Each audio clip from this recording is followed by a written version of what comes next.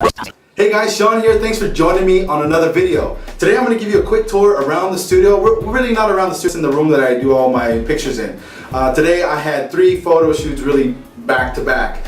Today I photographed Reuben Cannon and also Seda Jackson and her husband Kenny Jackson. We were actually doing a Valentine's shoot, plus we were doing a little bit of editorial fashion with Kenny and doing some music shots for Mr. Reuben Cannon.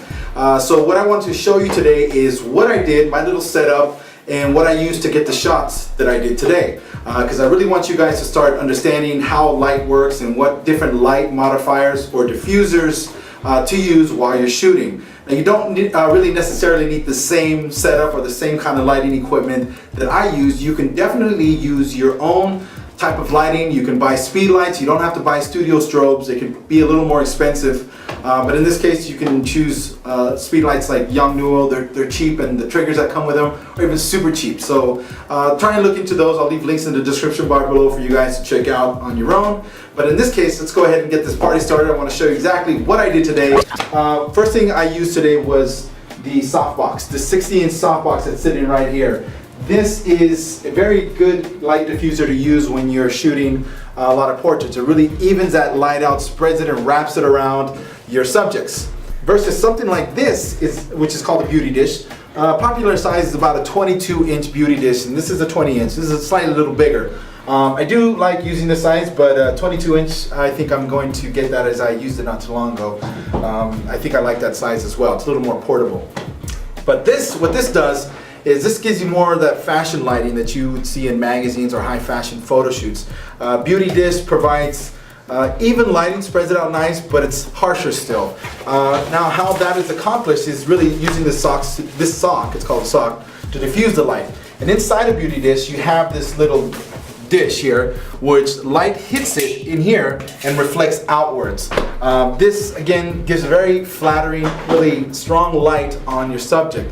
So with this image here that I'm showing you, you get that with this beauty dish. That's the kind of lighting that you get out of this. Now let me go ahead and show you the rest of my lighting setup, what I've got going on here.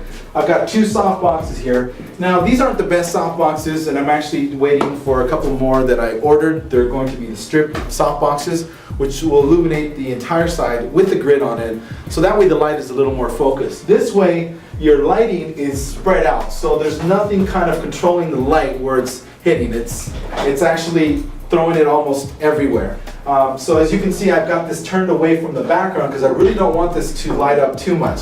So if you look in this image here, this is what it looks like with these lights at the back. So it's not really hitting it that strong. It's really hitting more of the subject and creating that nice little rim light on each side. And that's edge lighting. You know, it lights up, separates your subject from the background. And this is more modern kind of fashion style lighting. I do like this kind of lighting myself. It's great for portraits.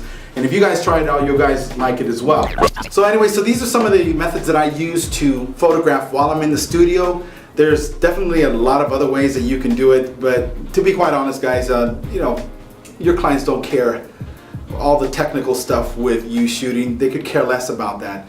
All they care is about the final product. But how to get to that final product, there's tons of ways to get there. This is just one of many ways that you can do, that you can practice to get to the photos that you're looking for. But I encourage you guys to get out there and practice. Find your own mojo, find what works for you guys, and see what kind of progress you make over the next few weeks or next few months or in the next year. So watch out for more videos. Thanks for watching this one. Please share, please comment, please like, all that fun stuff. If you have any questions, please leave them in the comment section below. I will leave links to everybody that joined me today. Follow me on Facebook, Twitter, all that fun stuff, and I will see you guys later.